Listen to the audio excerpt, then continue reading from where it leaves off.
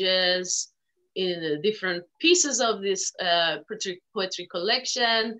And, you know, my first question to you, Nabina, is that by mixing these different languages in, for example, in another Toba Texing, are you trying to bring the history on, you know, on the surface? Are you trying to commemorate the partition and the pain associated with political violence and colonization in the, for example, partition stories, the many uses of pillows in time of parting, or Rubaiyat Kashmir? And is poetry, are these pieces kind of related to your own history? Can you tell us a little bit about this? Hello, Nasim, Junem. Am I heard? Am I being audible? Yes, yes, yes. All right. So privileged to be here today, especially after that beautiful, beautiful talk by Azam. And Nasim Junem, I have to thank you because it's really a privilege, and it gives me lots of happiness to be here because I can see you, I can hear you, and you know, I'm not only with you, but with your dear friends, Ozlem and Azam and many others who've joined here. And I'm a little nervous. It's early morning. I've just crawled out of the bed. And you have your coffee? Yeah, I'm having a lemon tea. It's a warm lemon tea. Wow. Yeah, so I miss those Hyderabadi chais. No, Irani chai. I will have the Irani chai as the day progresses. We just had a new Irani chai place come up next to our apartment, you know, so it's right outside as I go out of the apartment block. So that's good news for Sunday. It's Sunday here, Saturday for you.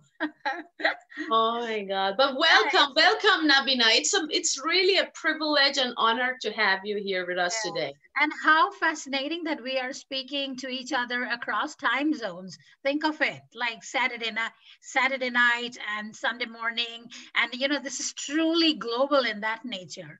And, you know, I took a few, I did not prepare any speech or talk, but I've been wanting to listen to you. And then Azam gave a lot of interesting ideas as we are into this webinar.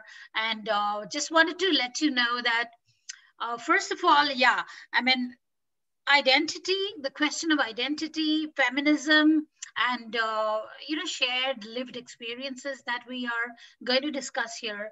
I think there is so much to talk about it, and it probably will take more than one webinar to actually swim across the whole experience that we all have here as liberal, feminist, progressive thinkers, as enablers of justice, as allies of, you know, people who are struggling, as we have already spoken about, in Iran, in Turkey, in Europe, in America, in India. As we speak, things are going on in India. It's like really heating up in so many pockets. And so there is so much to talk about it. But since you mentioned partition memories, and Azam spoke about being in different places, so holding different kind of identities. And so I thought I'll first read a poem, an old poem of mine. Yes, I'm sorry. Yeah, we need to hear you. Hear your poem first, then we get into that. Yeah, so also because what I want to say, I feel my poems say best because, you know, I'm not, I mean, I love to hear and read and learn theory, but I think it all comes best when I'm actually writing a poem on the paper. So talking about identity, I just want to give you a little introduction. I'm not from the partition era, of course, but my parents are, and some of my older kin, like my older uncles and aunts, have been, you know, they have faced the brunt of a brutal division. And we were talking about colonization and decolonization. So without going into that history, which we can always read from the books, but we kind of know that the subcontinent has been divided brutally after the British wanted to pack up and go home. A lot of political incidents took place. But what happened is overnight, people, and since you mentioned Toba texting, because the title of the poem is from Saadat Hassan Manto's famous story, Toba texting. So I gave it a feminist perspective, calling it another Toba texting. So I will read that later. But so going back to, people waking up in one village or town, one night they were in one country and next morning, they're in another country. It's all because somebody just takes a pencil and draws a map, a line across a map. So I've been intrigued as a writer all along as to what is this function of maps. It's a colonial project, mapping of territories and exploring and demarcating borders, creating pockets which assume identities linguistically or politically or, whatever, geographically. So you want to, we have been sort of going on with this mapping project ever since the dawn of so-called civilization. And because we brought in Persepolis in the conversation, I have read Persepolis quite some time back. I don't have a copy. I had borrowed a friend's copy, but I feel we are still, holding a Persepolis within us and without us, around us. So it's like we are in that turmoil. We are in that motion where we are struggling to get our hold, as whatever identity dictates for us, whatever the politics dictates for us. And even today in India, Persepolis actually relates so well. Whatever Marjane Satrapi wrote is so relatable. So relatable, that story, the story of those nights, the revolution, the tension, the trauma, the child, the girl's mind as she grows up to see everything being divided and falling apart, So it makes a lot of sense to us. So coming back to the partition story that I'm going to read, a little poem. My parents are of that generation. So I have had innumerable stories told to me as, we just woke up and the neighbors were divided. They were leaving.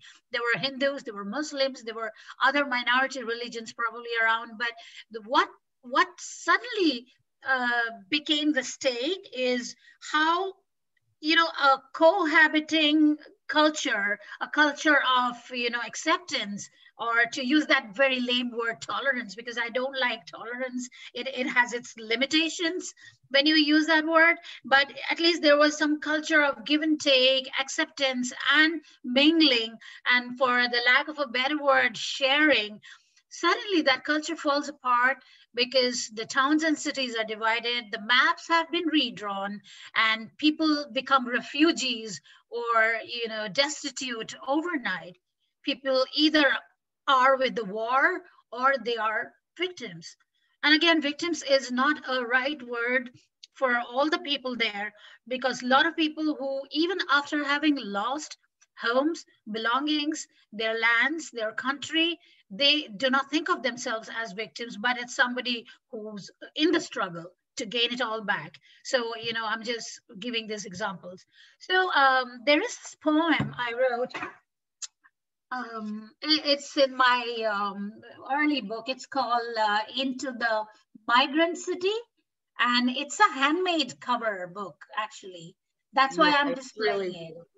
Yeah, all the covers come unique, as in it's not mass produced. So this has a mustard yellow color. So I have copies which are blue, purple, green, orange, brown. So you can imagine, and gold embossed, and this is all done by sari material, like the Indian women wear sari. So this is cloth. So they take the artisans take cloth, and they have gold embossment on it, and then they do different covers. So it's from a very special press called Writers Workshop. It's in Kolkata. And it's like it's like an art press, and they don't really do industrial level of production, like, you know, so many thousand books being printed out and sent to Oxford bookstore or Crosswords. They don't do such things. So, and time to time they need a little help from writers as contributions. If one can give, that's good. But you know, I think it's a great endeavor. So this book was published, I think, in 2013, 14. And the poem, which I really like here, is called No Country, No Names. The young girl in a sari was off to the library, her hands clasping books. She didn't see the truck crawl up behind her, stuffed with soldiers wearing leafy helmets, false implants in the heart of that shell-shocked, macadamized Bengal town. Her face, a sorry storybook, quite a few pages torn, when they found her by a garbage dump, stared at by the ancient panhandler. The poor bastard refused arrest, shouted abuses, got suitably thrashed by police. The young man had whispered the night before, "Show me your palm," the red henna peacock from the evening's merry festivities, and she read him a poem about crocodiles in snare until they fell asleep in each other's arms, dreaming. Dreaming there was a river, grass and flowers shrouding its banks, its depths unknown, but easy for the rebels who could swim. The same night, Yahya Khan made quick plans to strike universities where students were dancing to songs of Tagore. That was a night when nervous sirens screamed on and on. His would-be bride was picked up and thrown. Folding up maps that fooled, didn't show a country of hearts, he left. A peacock mourned for her and him. No country yet for them. So this poem I dedicated to my father specifically. He passed away in 2010, and through him I've had a lot of stories handed down about the partition, not just the trauma, not just sorrow, not just, you know, stories of loss, but stories of fighting, stories of how. So I mentioned the rebels when it was not Bangladesh until 1971. It was East Pakistan, directly under the control of what we have as Pakistan today. So and these people, the rebels, were all, you know, progressive boys and girls. I say boys and girls because they were as young as 16, 17, 18. And my father too spent some time in jail because of his Revolutionary Act. And a lot of my relatives were either quote unquote underground. They were absconding from police, from the state, and from the paid hunters. I mean, there were people who were there called Razakars. Razakars would hunt people down, kill them, disappear them. You'd probably find them years later in a mass grave, or simply not find them. So there are countless stories of this sort from present-day Bangladesh, from India, and even Pakistan, because a lot of people from modern-day Bangladesh in erstwhile East Pakistan had also immigrated to what is known as Pakistan today. They have another set of stories. So partition this way and partition that way, both way, you know. And it's not like, you know, India. I mean, of course, India is probably a slightly bigger economy and even geographically a larger landmass, but there is so much yet to catch up. And I somehow feel as a feminist individual here, we need to work together. So I have a lot of friends who are from Pakistan and from Bangladesh, from Sri Lanka, who are actually engaged in the acts of, you know, resistance right now. And I'm really glad that I can come here today to also meet people who have been from Iran and Turkey and Europe and other places where, you know, I think it's a lot of work that we still need to carry on and do, right? And Nasim, because you mentioned Sanskarnama and language and how, and we talked about, Azam also very interestingly spoke about how, you don't have to have a foreign label or, be identified with the West. I mean, a lot of writers are probably hankering to be identified with the West, get Western awards and prizes, and that itself seems to put them on the in the map again, so but the map is only a construct, right? So and we have to take those constructs and demolish them at will, and through music, through art, through poetry. So speaking of language, and this is Sanskar-nama. Again, I'm showing it to you because it's also a hand painted, like a, it's like there are a lot of artwork here, and in between I have some of my sketches. I'm publicizing my I'm publicizing my artistic skills. Why not? Which is not a lot, but I'm not a trained artist, but I wanted to be one. But since I didn't become one, I bulldozed my way through the publisher's agenda.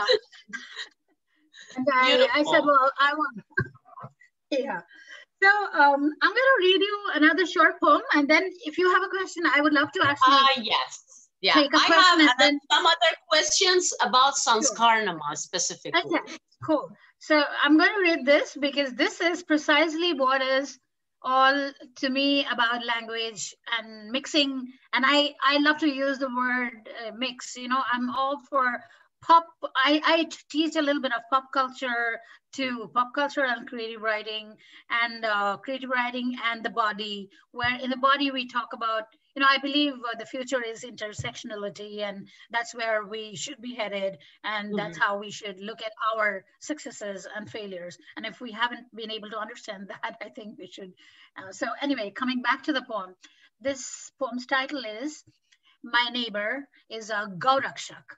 Just to explain Gaurakshak to people who might not know what is it, Gau means cow and Rakshak means savior. So Gaurakshak means a cow savior or cow vigilant. So in India, the past few years, ever since the government changed hands, and we have been moving very steadily and drastically towards right-wing agenda, the cow has emerged as a very problematic political symbol. I mean, the cow was always a very important symbol in Indian mythology. And it's an icon, sort of like in the mythological iconography. The cow has many roles to play. It's a mother, it's a giver, it's a nourisher. Other than that, cows, if you speak to ordinary people across the country, it's also a source of food. It not only gives milk and helps in plowing, tilling land, but cow is also food for a lot of vast majority of India, which is being kind of obliterated. And so eating beef has become almost like a penalty. It invites some kind of punishment, and we've seen in the past few years how people have been harassed, and sometimes wrongly harassed when, even if no beef was consumed, they were suspected and lynched because of eating beef.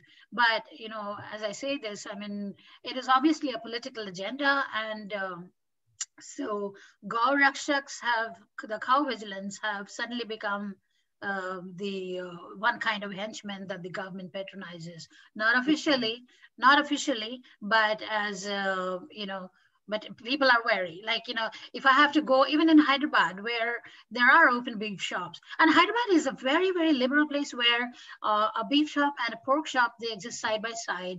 A chicken seller and a beef seller, they have, shops face to face. So there hasn't been any such controversy about it. But I think the recent civic polls in Hyderabad, the results were out just yesterday. A lot of things are changing here too. So I feel we have to read this poem about Gaurakshak, right? My neighbor is a Gaurakshak.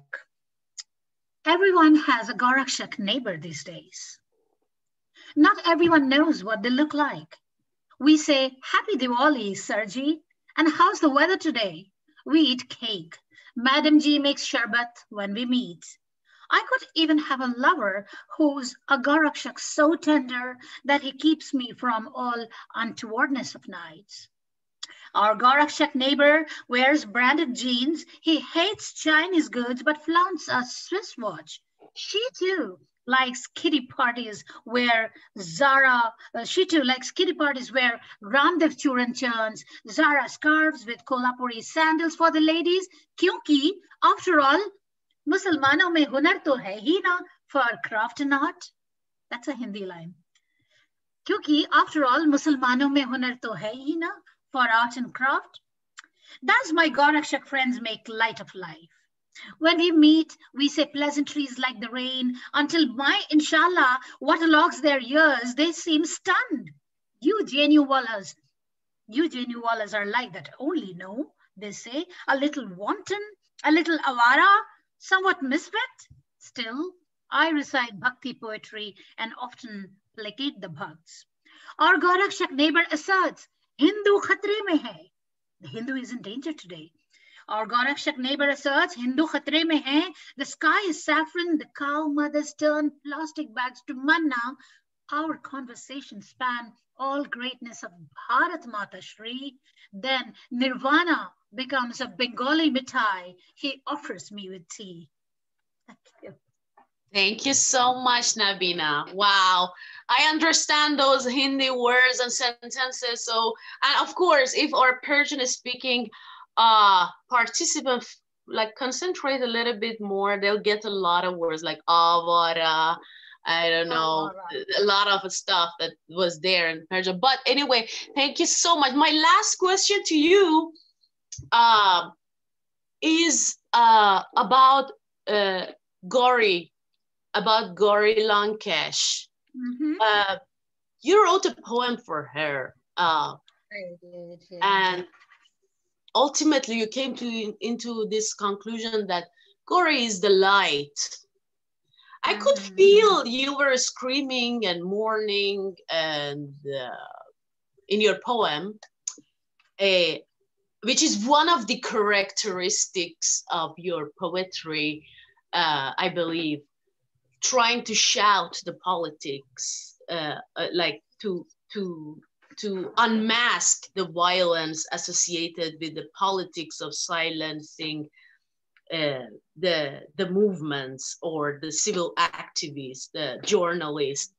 For those of you who are not familiar with Gauri Lankesh, she was an Indian journalist turned activist from Bangalore in Karnataka, and she was assassinated outside her home in I think it was in Rajeshwari Nagar, right, in 2017. At the time of her death, Gauri was known for being a critic of right-wing Hindu extremism, and she spoke against right-wing Hindu extremism, campaigning for women's rights, and opposing caste-based discrimination. So can you talk about that poem a little bit? Yeah. So, you know, Sanskaranama is my latest book, and just wanted to give you a little bit of history about it.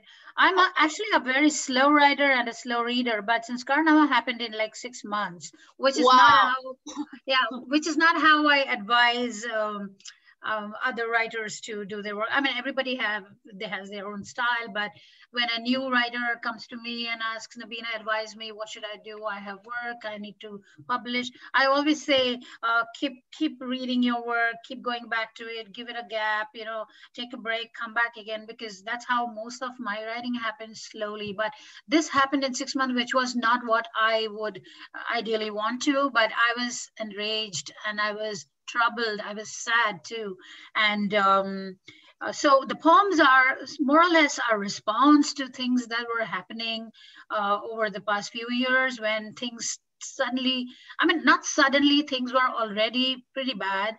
And Indian politics, I don't think we have, as you know, middle class people sitting in India, more or less in a bubble, we haven't yet analyzed ourselves very well yet. You know, although we may not be actively supporting any act against minorities or any against women, but I don't think we have been vocal enough.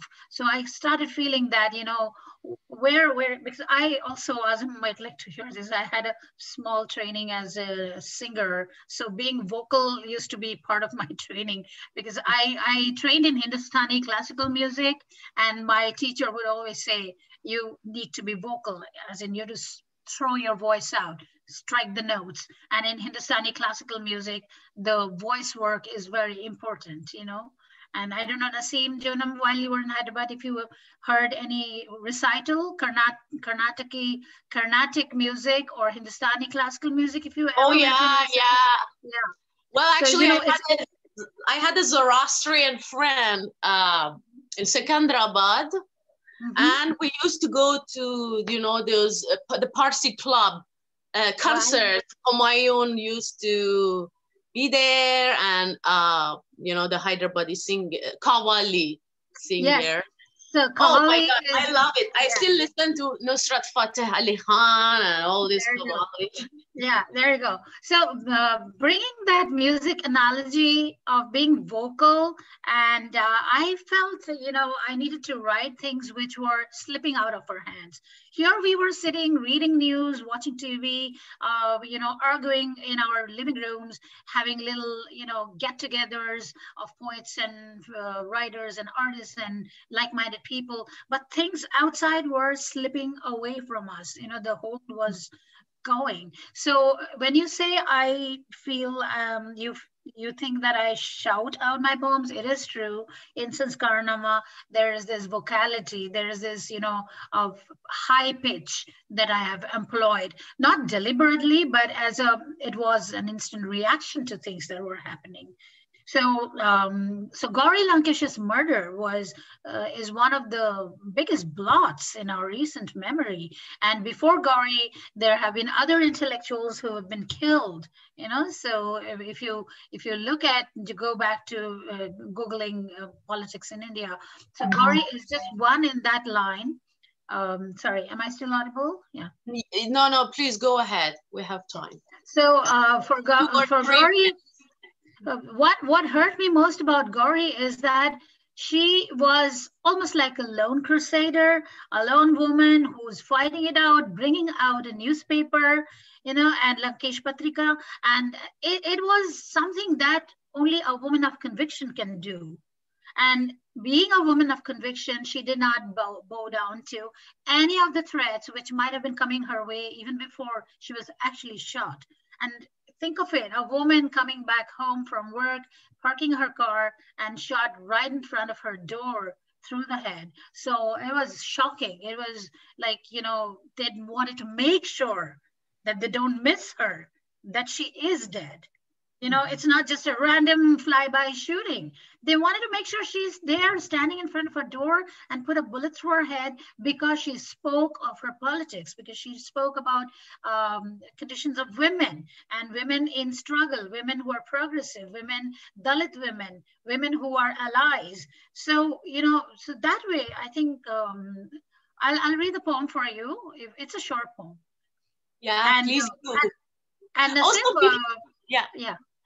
Sorry, before you go ahead with the poem, I just wanted to say that your poetry, especially because you're a very well-established poet, Nabina, and Sanskarnama or any other collections that you already published, is bringing the unheard accounts of history on the surface. And I think maybe it's unconscious, but your intention is somehow to use the art as a way of remembrance and commemoration, as a method to be a voice for the unheard voices, and also as a way of preventing the future brutalities and atrocities. It is a very good way of documenting the historical realities and incidents. So I just wanted to say that as well. This is my perception of your poetry writing, the way you write. Yeah, please go ahead. Thank you. No, that was such a beautiful thing to hear. It gave me a lot of courage because these days I have been, maybe because it's the pandemic and things still haven't receded, you know, the brutality keeps going on. I mean, it's unbelievable. People are living in shelter, people are speaking of isolation, people are speaking of social distancing, but these brutalities continue to happen. And I'm amazed at how human race will hurl itself towards some kind of destruction, definitely. And that's why what you just said, I mean, I feel so good to hear, not because it's praise, but because yes, it should be a documentation of, you know, what happened now, of the memory of right now, the history that will become history as we progress down the years. Yeah. So that we remind ourselves, it's a method of you know, keeping yourself alert. And I somehow hate to say that in the pandemic I've been feeling a little hopeless, but I think no, we have to be alert. And that's why Sanskaranama is also very important to me, the way it happened, the way it is, you know, taken shape. And I will probably not write another, sorry? It gives warning. I mean, it's a really big, I really suggest everybody to read Sanskaranama, because it is also a very big challenge to the Eurocentric understanding of women, particularly in Asia and in South Asia. So thank you so much for that. Yeah, please. All right. So I'm going to read Gauri Lankesh, and if you still have time, you let me know. I can read a poem which is not so high pitched, something softer, maybe a love poem or something. I don't know, but you can let me know. All right. Okay. So she is the light for Gauri Lankesh. And here, let me again say, Gauri is actually the name of the goddess Shiva's consort, Durga, Parvati. So if you know, in Hindu iconography, Shiva and Parvati are the couple. And so Gauri actually is a name that is given to Durga. And Lankesh, her last name,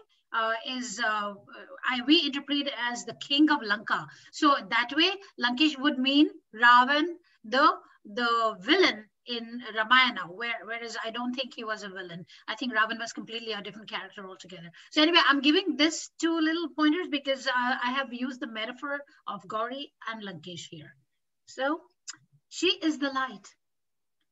It's become a fashion for poets to write after deaths, after there's blood in the streets. But it's not fashion that gives you the guts of a Gauri. And tell me, who wants blood in the streets? The haze of the television screens uttered curses right after the bullet sang, right after death shot itself into that fragile forehead. The crows were in commotion in the trees. A woman down has never surprised the rulers. A woman is down when they hold her down, when they see a Draupadi in every corner, her sari in their fists. Always down, a woman will remind them of slaughtered animals, a body gone limp, a sleeping line that has no agency to re-sketch itself. Poets will write furious obituaries in sighs and tears, while TV anchors will smile through their lipstick. The lovers of cow mothers will chew the cud of hatred. Some will chant for more deaths. Some will call names. Gauri, you are the Shurpanakha, the love to dismember. But Gauri, you are the righteous Lankesh who will fight. As the poet writes another tribute through the night, can you see the sleeping line moving? It's stirring with all might. The cow-worshipping criminals gasp, swear words forgotten, their empower looking for cover. The woman down is also a woman straightening up. If death is a lighthouse, Gauri was the light. She still is. Thank you. Thank you so much. Thank you so much, Nabina. Bahut shukriya. We'll get back to you also. Our last speaker will be Atasalina Teresa, she's here with us today, the American singer, songwriter, and photographer from Venice Beach in Los Angeles. She currently lives in Santa Fe, New Mexico, and Atasalina's work is culturally informed by lineages in the Theravada Buddhism and indigenous religious and resistance movements. Much of her music focuses on visionary experiences as a quest for truth explored through personal narratives of oppression and awareness and survival. Welcome again, Atasalina, and thanks for joining us today.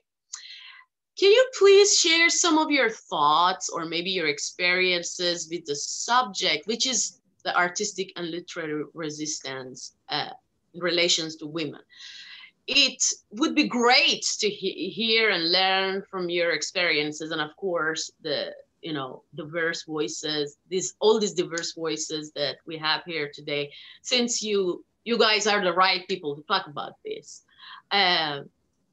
So please start talking about your thoughts, and welcome again.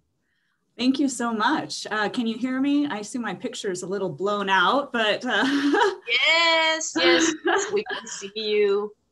Thank you so much for inviting me here. Thank you, Azam. It's so great to see you. Thank you, Nasim, for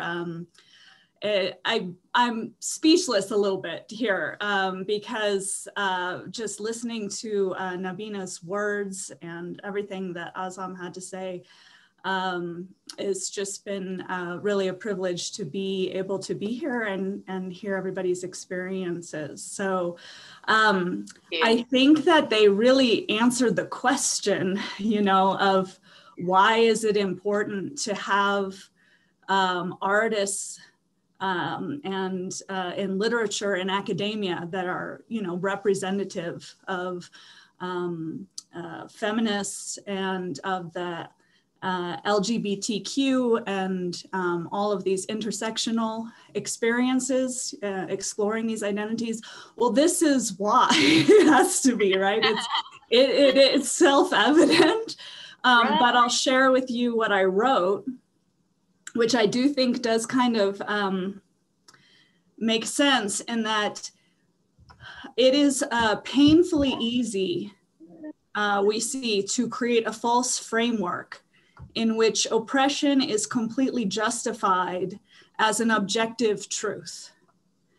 And if we don't have these real subjective stories coming out of what's really happening, then we have no way to confront these ideological frameworks that everybody is falling into, and like Nabina is talking about these arbitrary maps, and that we're forming these identities, and it's coming from an external source that's saying to us, this is what's real, and people then believe it.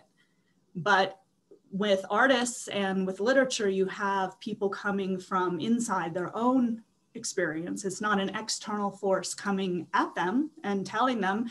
It's saying this is what's actually going on, and it's a complex and it's a nuanced and maybe even a contradictory experience because, I come from many different cultures and I have a mixed relationship with my own country where I love my country, I hate my country, I identify as an American, and I also don't think that means anything other than obviously I am an American, I'm born and raised here, I can't be anything else.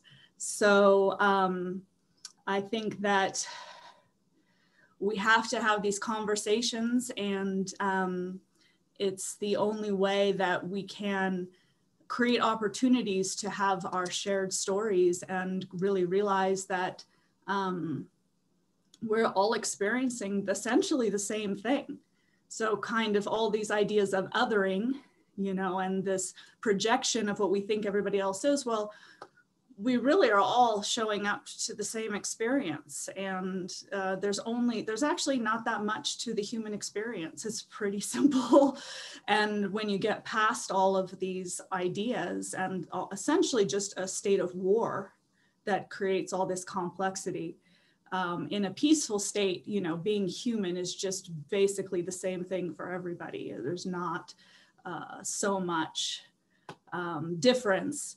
But we have, you know, been in this strong sense of this patriarchal narrative in terms of what it is to be human, what it is to be female, what it is to have a gender identity and have a role within that.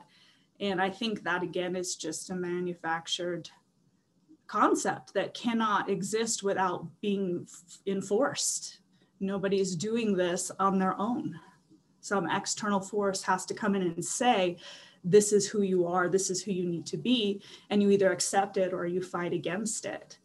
But I don't really see that occurring in a vacuum, you know, like where if people are just left to themselves, I don't think. So again, that's where these art and poetry and narratives are coming and saying, well, this outside of all this external, this is actually, like Azam was talking about, finding her true voice, you know, and not mimicking some other voice.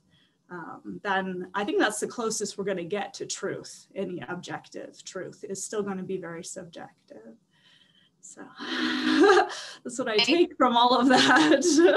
Thank you so much. I think everybody's voice matters, especially when we bring our, you know, kind of personal experiences here. It's very important because we always hear about, you know, what academics write about artists, you know, resistance, whatever, but we don't hear about artists themselves talk about, you know, what resistance means to them, or, you know, how do they do that? So it's very important.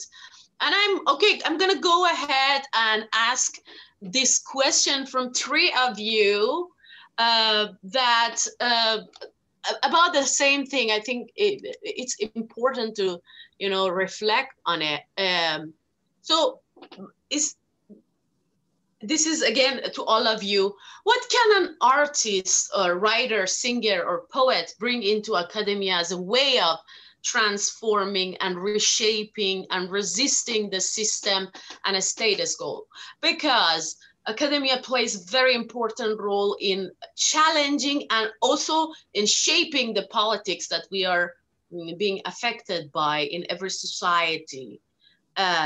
And you are from the United States, and you know that United States is one of the biggest academic producers in the world, and definitely the scholarship and the knowledge produced in the United States really, really influences the world. And then music, and then the film industry. We see how Disney, for example, has perpetuated a lot of stereotypes, for example, around race, around gender, and how Disney, for example, built its empire for almost a century now. So what is this, and what can you do as artists or poets? What can you bring into academia? Should I answer this? You can start, and then we will continue with Azam and Nabina. Okay, yes. That's a big question. And if I really had the simple answer, then I would really have my life together at this point. Because, wow, I don't know. I think it's a lifestyle. It's just, you know, it's your life. You live it a little bit every day. And every opportunity that you have, you try to bring that perspective and challenge it. But I guess I will say, I'll share a little bit of a personal experience in music, because I grew up in Hollywood. You know, I grew up in LA, and a lot of people I grew up around are celebrities, big celebrities. And it's a very small club, you know, it's a very small group of people who run everything. And wow. it's not super friendly, you know, it really isn't. And there have been times where I felt very paranoid, you know, as nobody ultimately. But as somebody who was definitely not willing to conform, you're not gonna get in the door. I mean, you just aren't. And so you have to be willing to walk away ultimately and make your own way, because there may be a few people who do manage to get in and make waves and fight it from the inside. And there are definitely some famous icons that have made a lot of, you know, and you have to fight it from the outside and challenge, like Disney, you know, challenging and calling them out on everything that they do. But you also can't be consumed with fighting them, because I think then you just become engaged